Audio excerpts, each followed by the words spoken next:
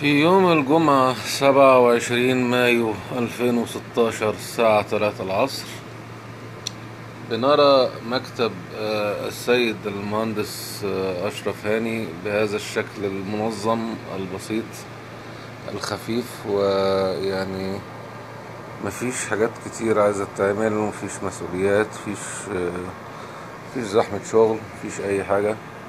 الحاجات اللي مكتوبة بالأزرق دي الحاجات اللي مستعجل، يعني دي الحاجات اللي بفكر نفسي بيها ان انا يعني دي لازم دلوقتي حالا اعملها.